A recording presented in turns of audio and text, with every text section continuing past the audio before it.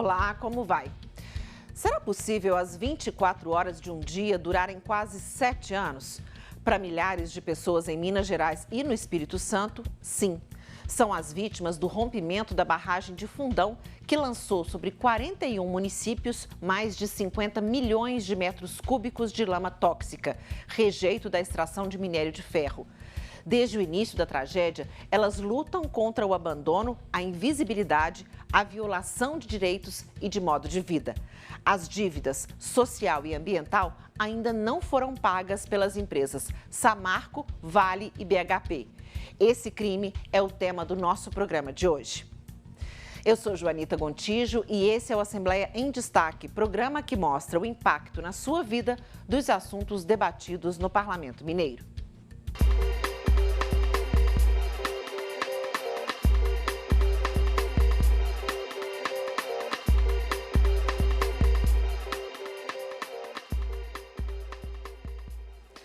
Nossa conversa de hoje começa com Vilma, moradora de Bento Rodrigues, um pequeno distrito de Mariana, na região central do estado, que ficou conhecido mundialmente pelo rompimento de uma barragem de rejeito de minério de ferro. O depoimento está no documentário Memórias Rompidas, da TV Assembleia. Bento. Ando devagar, porque já tive pressa. A rua São Bento da praça, né? Aí em seguida a rua São Bento, aproximando a casa da minha mãe. Hoje me sinto mais forte, mais feliz, quem sabe eu só levo a certeza. É uma lembrança boa que a gente viveu lá, né? Mas é triste pelo que aconteceu. Nada sei. É um lugar bonito, sim. Bom de viver, todo mundo era amigo de todo mundo. O sabor das massas e das maçãs. É como se eu estivesse lá nesse momento aí. O amor pra poder pulsar. Bento Rodrigues foi engolida por mais de 40 milhões de metros cúbicos de rejeitos da exploração de minério de ferro. O material tóxico de responsabilidade das empresas Samarco, Vale e BHP foi despejado sobre a vida de cerca de 600 moradores do subdistrito em 5 de novembro de 2015. 19 pessoas morreram nesse dia, que ainda não terminou para milhares de vítimas que convivem com as consequências do rompimento da barragem de Fundão. E eu tenho que ir em Ouro Preto 2 vezes na semana fazer tratamento com psicólogo e psiquiatra. Tomo 2 antidepressivos no dia, então é muito complicado. E não é só eu, tem muita gente também, só que tem gente que tem medo de falar ou até vergonha mesmo. O rompimento da estrutura que deveria armazenar o rejeito da extração do minério de ferro provocou danos individuais, sociais, ambientais e muitos outros ao longo dos mais de 600 quilômetros por onde a lama de metais passou. Vamos ver aqui no mapa esse caminho de destruição e morte. Aqui ficava a barragem de Fundão. A lama varreu Bento Rodrigues, destruiu Barra Longa. Depois ela seguiu para Santa Cruz do Escalvado, onde ela atingiu, a partir daqui, os afluentes do Rio Doce. Percorreu mais de 600 quilômetros até chegar a Governador Valadares, Baixo Guandu, que fica aqui na divisa do Espírito Santo com Minas Gerais. E a partir daqui, ela chegou no 10º dia ao Oceano Atlântico. A mancha marrom se espalhou por cerca de 20 quilômetros mar adentro e 40 quilômetros rumo ao norte. Por esse caminho, mais de 10 milhões de metros cúbicos de rejeitos se juntaram aos 40 que deveriam permanecer contidos na barragem. Samarco, Vale e BHP destruíram vidas, meio de sobrevivência, natureza e violaram relações culturais. 19 moradores de Bento Rodrigues e trabalhadores da mineradora morreram. 41 cidades foram atingidas pela lama. A relação profunda dos índios de etnias diferentes foi violada. Mais de 240 quilômetros quadrados de Mata Atlântica foram destruídos e 14 toneladas de peixes mortos foram retirados da bacia do Rio Doce. Até hoje, os atingidos pelo desastre provocado pela Samarco não foram devidamente indenizados e nem o ambiente foi recuperado. Passados 6 anos e 8 meses, a Fundação Renova, criada para pôr em prática as compensações, não reconstruiu Bento Rodrigues conforme pactuado entre a União, Minas Gerais, Espírito Santo e as mineradoras. A Fundação Renova também mede regularmente a qualidade das águas do Rio Doce. E, de acordo com os relatórios, os parâmetros de poluição voltaram no mesmo nível de antes do rompimento da barragem de Fundão. Em 2020, a Renova parou de pagar o auxílio emergencial para pescadores e agricultores que perderam seu meio de sobrevivência. Agora, em julho, a Justiça Federal determinou a volta do pagamento do auxílio financeiro. Para a desembargadora Daniele Maranhão, o benefício é um programa econômico e não faz parte das indenizações por danos morais ou imateriais provocados pelas mineradoras. Pesquisadores de universidades e instituições não ligadas às mineradoras apontam que as populações e os rios da bacia do Rio Doce ainda enfrentam os perigos da presença de metais e metalóides. Um levantamento da Universidade Federal de Ouro Preto detectou níveis de arsênio, ferro, chumbo e manganês em territórios das aldeias Pataxó e Pataxó-Ranhanhai, que ficam em São Joaquim de Bicas. Um risco para a saúde humana, para a flora e para a fauna.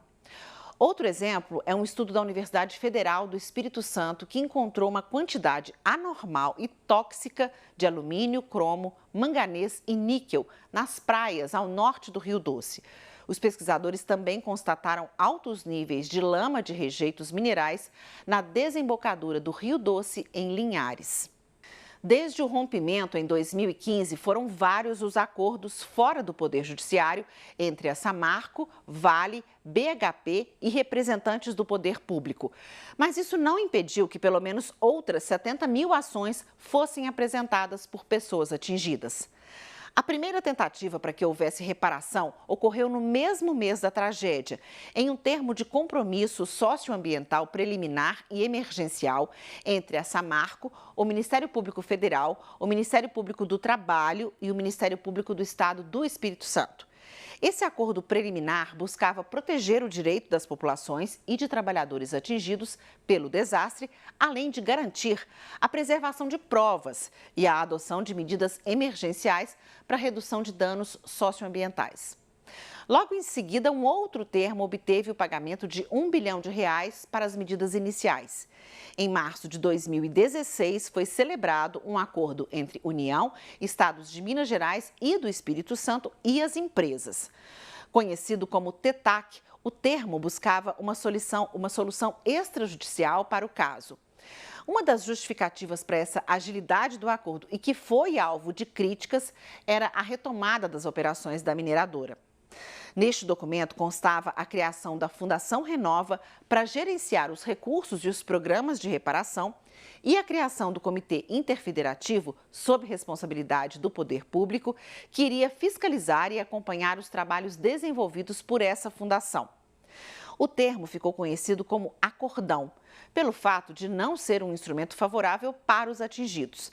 A falta de participação popular e do Ministério Público na construção do texto e a possibilidade de interferência das empresas nas ações contribuíram para que fosse pedida a suspensão do TETAC na Justiça.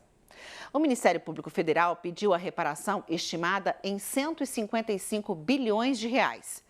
Em 2017, outros 2 acordos passam a assegurar a contratação de entidade para prestar assessoria técnica independente às pessoas atingidas. No ano seguinte, foi firmado o TAC Governança, um acordo assinado por 15 órgãos públicos com as mineradoras Samarco Mineração, Vale e BHP Billiton Brasil, prevendo a modificação na governança do processo. Essa mudança deveria criar novas estruturas para garantir a efetiva participação dos atingidos. Esse vai e vem de acordos e as milhares de ações individuais na Justiça forçaram um pedido de ajuda ao Conselho Nacional de Justiça. O CNJ deveria intermediar a construção de um novo documento que chegasse a um valor final da reparação, tanto para os danos sociais e ambientais quanto para os atingidos. O Acordo de Mariana, como tem sido chamado na imprensa e também pelo governo de Minas, tem alguns entusiastas, entre eles o governador Romeu Zema e o presidente do Supremo Tribunal Federal, Luiz Fux. Mas esse novo processo também tem recebido críticas pela falta de participação dos atingidos. Há quem duvide que ele seja finalizado em curto prazo. Uma dessas pessoas é o procurador do Ministério Público Federal, Carlos Bruno Ferreira da Silva. É um texto que tem alguns consensos, pelo menos tem um início de consenso. E se discute também, ao mesmo tempo, o valor que seria adequado para essa compensação financeira que deve atender meio ambiente que é basicamente federal, deve atender Estado de Minas Gerais e Estado do Espírito Santo, que tiveram uma perda enorme de produto interno bruto por razão dessa tragédia, isso já comprovado em vários estudos, e deve atender, evidentemente, os atingidos, que se por um lado tiveram alguma indenização com o sistema do Novel, não tiveram ainda todas as compensações necessárias e ainda vem no seu habitat, vem na sua realidade, uma dificuldade muito grande, tanto no uso do meio ambiente para exercício de atividades produtivas, como pesca e agricultura, como, no geral, pelo esse empobrecimento do Vale do Rio Doce, dificuldades financeiras, pela diminuição econômica nessa região do Espírito Santo e de Minas Gerais. O Novel, ao qual o procurador do Ministério Público faz referência, é um sistema indenizatório gerido pela Fundação Renova.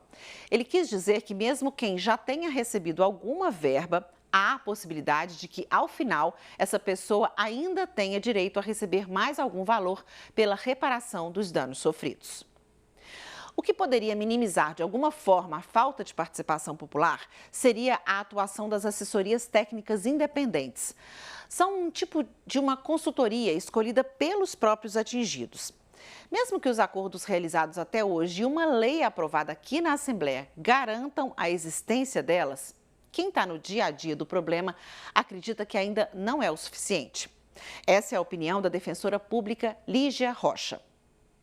Nosso compromisso também é com o repasse de informações que não criem expectativas nos territórios, que sejam, ao final, frustradas pelo resultado apresentado. Portanto, toda informação tem um compromisso com as incertezas de um processo em construção. Infelizmente, lidamos com atores que não estão seguros das quitações que desejam com esse processo. De modo que, na insegurança do que querem inserir no processo de repactuação, ou mesmo do alcance de tais coisas, não é possível criar um ambiente seguro de repasse de informações. Para além da necessidade de sigilo quanto aos termos, é preciso ter responsabilidade com a maneira como as inseguranças do processo podem afetar a comunicação efetiva nos territórios.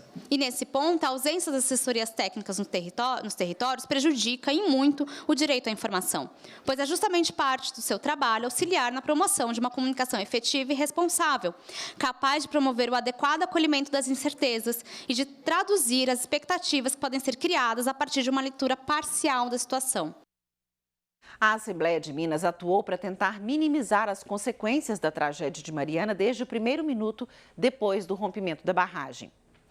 No dia seguinte, os deputados das comissões de Meio Ambiente e Desenvolvimento Sustentável e de Minas e Energia foram ao local. Na época, o deputado Cássio Soares afirmou que o parlamento iria verificar se a atuação da estrutura era regular.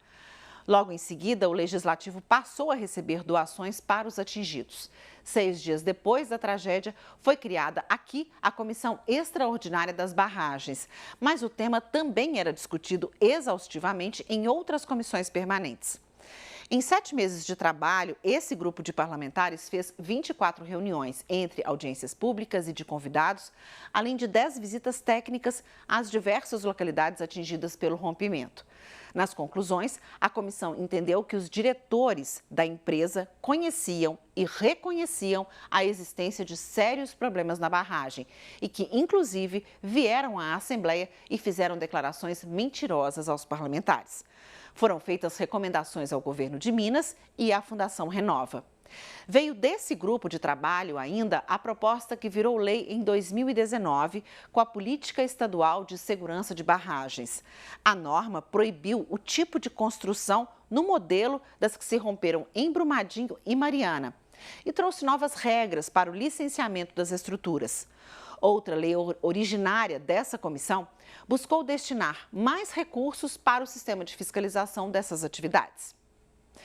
Além disso, de forma cotidiana, o parlamento é espaço para receber os atingidos e pressionar as autoridades envolvidas para agilidade na reparação dos danos. O tema voltou ao parlamento nesta semana em um debate público que teve a participação de quase 30 convidados.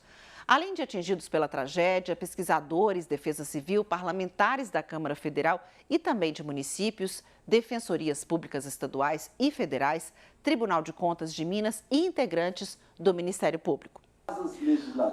O tom geral da reunião, de quase 7 horas nessa segunda-feira, não foi muito animador.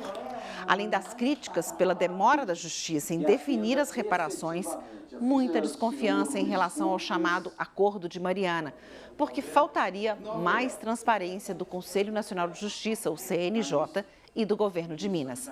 A Fundação Renova, responsável pela maior parte dos recursos e das negociações, mais uma vez foi acusada de realizar, basicamente, a vontade das empresas. O representante do governo de Minas, que esteve aqui, também apontou insatisfação, porque a Renova não teria cumprido nem metade das ações previstas. Os depoimentos dos atingidos deixaram claro o desespero e a exaustão.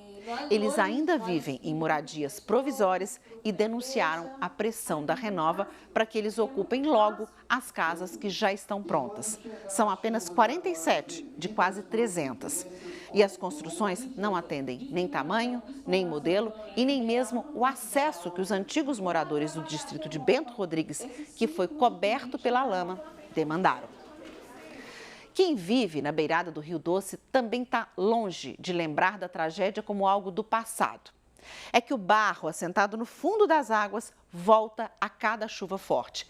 Quem conversou com a gente foi o seu Geraldo, que tentou sem sucesso recomeçar o cultivo das hortas que sustentam a família. A água está contaminada com metal pesado. Não pode jogar na plantação, certo? Tudo que tinha, as plantações que nós tínhamos, cana, banana, mandioca, laranja, limão, milho, amendoim, acabou tudo. Hoje só tem a terra.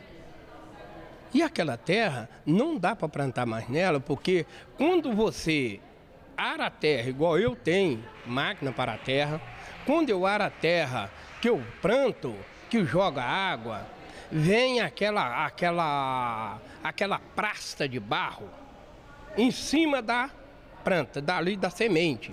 E aquela semente não nasce. A íntegra desse debate fica disponível no canal da Assembleia no YouTube.